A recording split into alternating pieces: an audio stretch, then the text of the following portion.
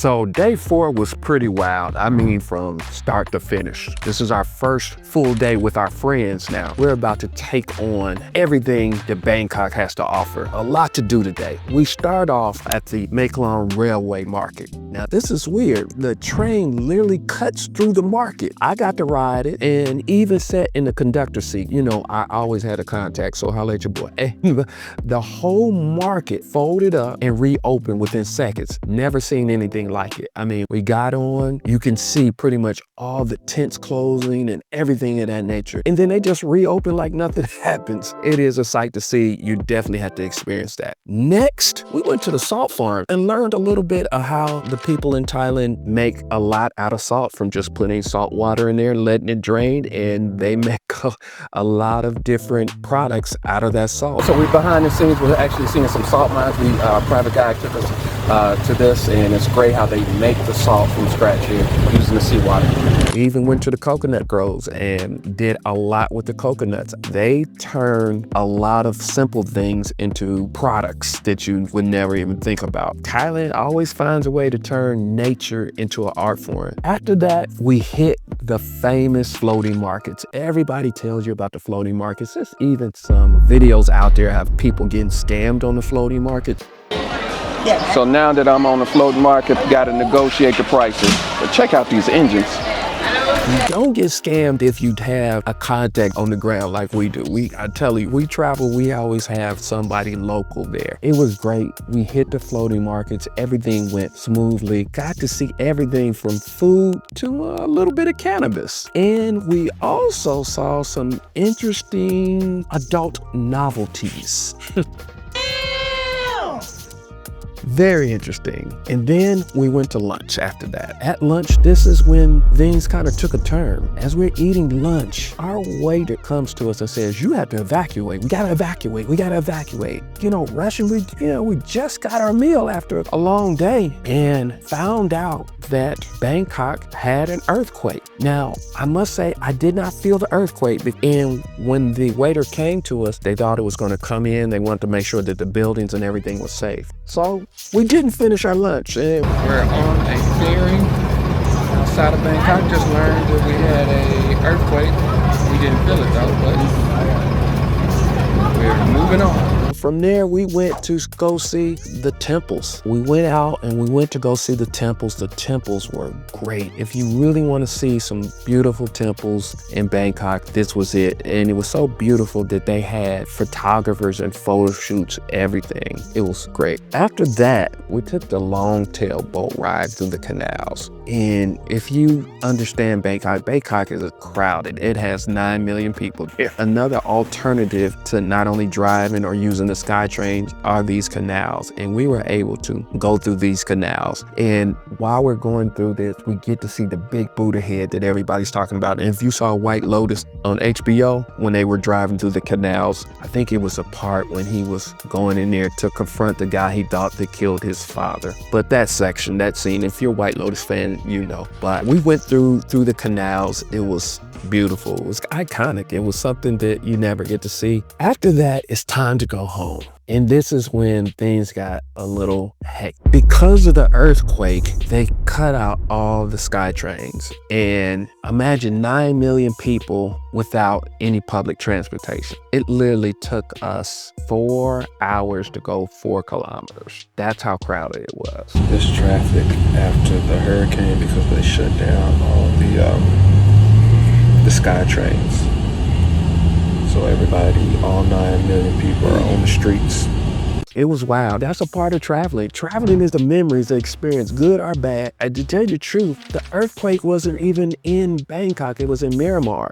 But you definitely had the effects of the earthquake. But it was a memorable time. The great thing is our party was safe. We enjoyed our time. Bangkok handled it as best they could for a major city that had an earthquake the first time in many, many, many years. After a long night because of the earthquake and of course the crazy traffic jam, we woke up the next day. and I woke up and feeling pretty good and everything until I thought I lost my sunglasses. I have some Ray-Ban, the Meta glasses, and boy, I thought I lost them, and I was calling everywhere, and it was just frustrating. The missus said, let's go get a massage. Let's take the stress off. Let's go get a massage. So we went to the massage parlor in Bangkok. I know you've heard of Thai massages before, but this is a little different. I went to the massage. They sat me down. We got a couples massage. Let me tell you, this massage is not for the weak. These two ladies put me in the figure four. They put me in positions WWE style.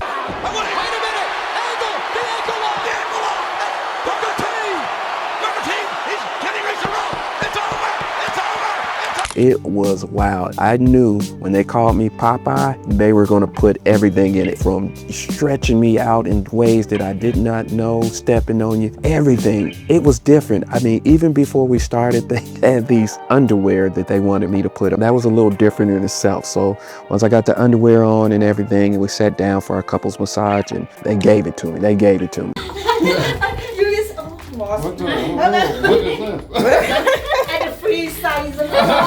So I gotta put these on and get my massage. Let's see if they, do some Thai Speedos.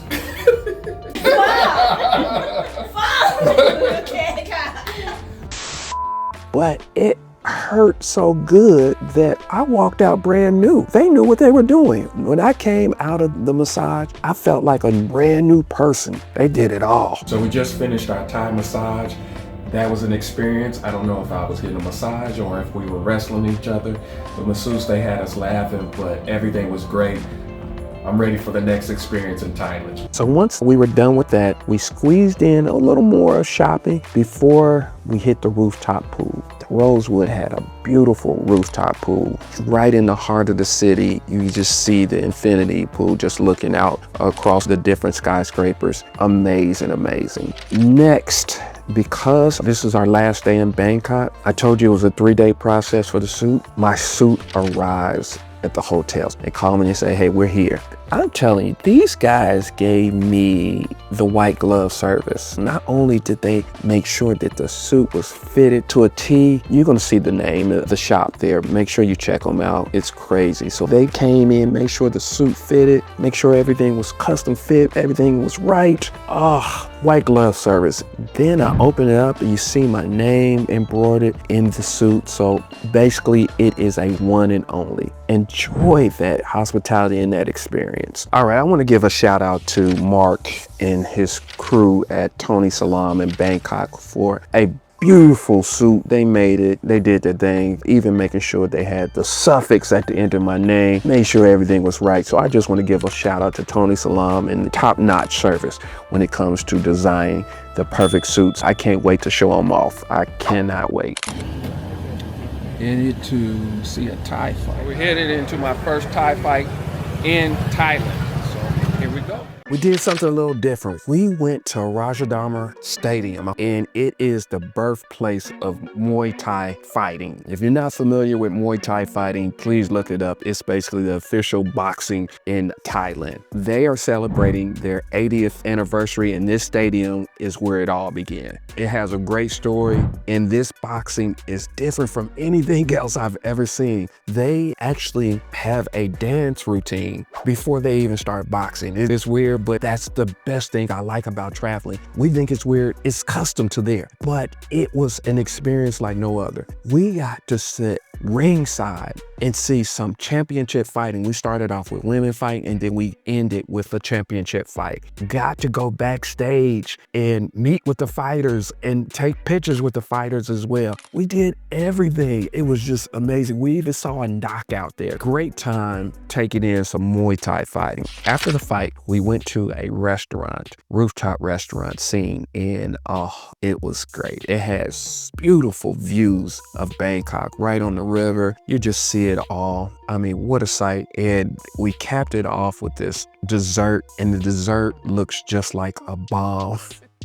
And the waiter came up out there and just did a treat by showing it off. It actually exploded and the food was pretty good. I thought we had a great time to end off a wonderful, wonderful few days in Bangkok. So stay tuned for our next adventure. Now we're on day 6, woke up in Bangkok, and this is a travel day, so we're flying to Chiang Mai today. It is a quick flight. We got to the airport. My man PP sent us off, went to the Bangkok airport, got on a quick flight, and we landed in Chiang Mai. As soon as we landed, I had my guide to come and get us. As I told you, I travel alone, but I'm not alone because I always have a contact there, and that's why my clients like me. But long story short, we went straight to a nice restaurant in the rainforest. Though it was hot and humid, it was so cool and nice there. We took it all in, had a wonderful, wonderful big lunch, as you can see. Next, we checked into our hotel. We were staying in Maeklong, which is a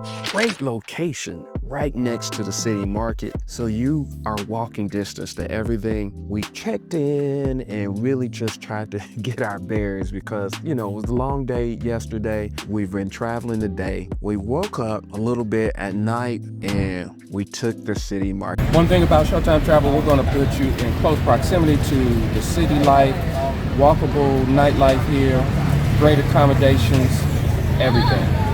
Again, we just went walking and exploring in Chiang Mai. Went throughout the city and found out, of course, that cannabis is legal. It's legal all through Thailand. So one thing about Thailand is cannabis is legal here. So if you're free to consume, they have shops and things all around so you can enjoy.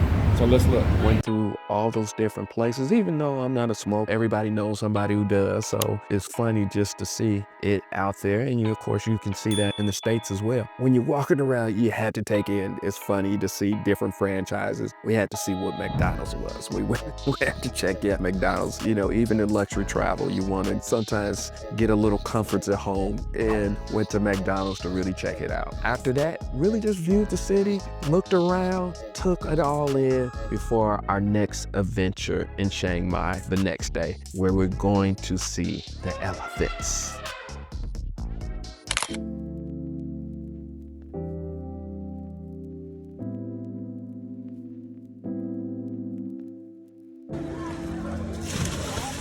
So everybody tells you to go to the bay and Phi Phi Islands, and you see all those pictures with nobody on the beach. Well, let me show you something. There's a lot of people here.